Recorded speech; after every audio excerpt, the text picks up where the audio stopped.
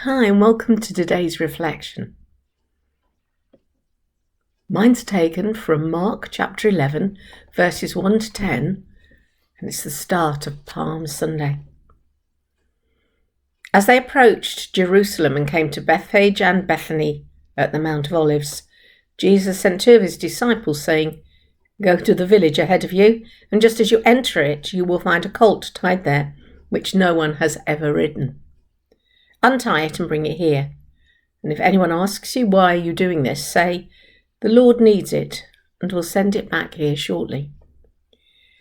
They went and found a colt outside in the street and tied at a doorway. As they untied it, some people standing there asked, "What are you doing, untying that colt?" They answered as Jesus had told them to, and the people let them go. When they brought the colt to Jesus and threw their coats over it, he sat on it. Many people spread their cloaks on the road, whilst others spread branches that they had cut in the fields. Those who went ahead and those who followed shouted, "Hosanna! Blessed is he who comes in the name of the Lord. Blessed is the coming kingdom of our father David. Hosanna in the highest heaven." As I was reading that passage and thinking about it, I was taken by one question, a really small question. Does the colt ever get returned back to its original place?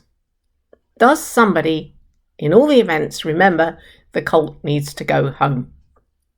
Now, I do realise that there are a lot bigger theological questions in this passage, but I really was taken by whether the colt goes home. It's the small things sometimes that get us. And I've recently been thinking a lot with my God friends about small things. Vicky Syme introduced us to a wonderful song called Dream Small. We're always told to dream big, but this one is about dreaming small. It gave me goose pimples when I listened to it. The prayer group that meets at 7 o'clock every night in Lent can sometimes consist of one person or 6.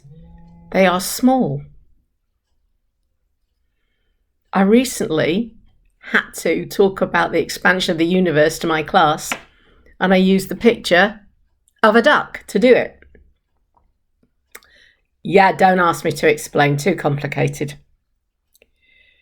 Somebody once said to me, "What's the point of a small prayer?" And it's like, well, if you have one piece of cress, it doesn't do anything. But if you have lots of them, that's lots of seeds, you got enough filling for an egg and cress sandwich. Thank you, Sylvia, for that one.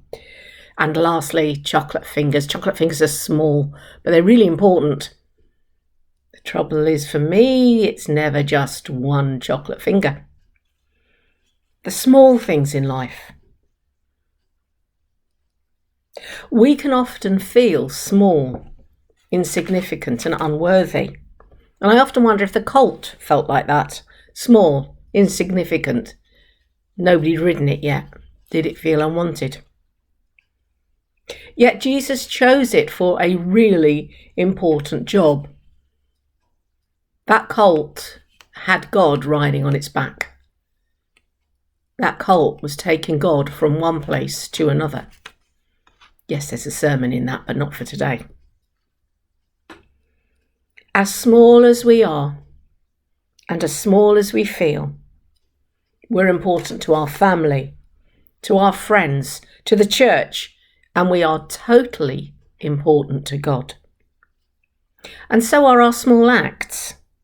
The smile, your prayer, my prayer. The text or the letter that tells somebody, "I'm thinking of you." And the thank you that says, "I appreciate what you've just done."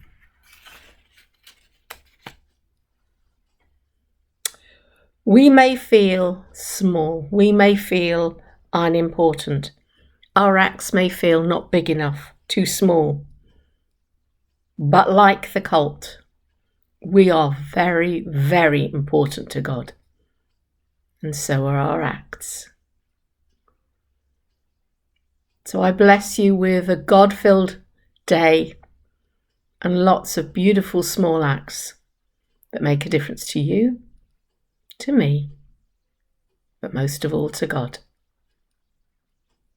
Bye-bye.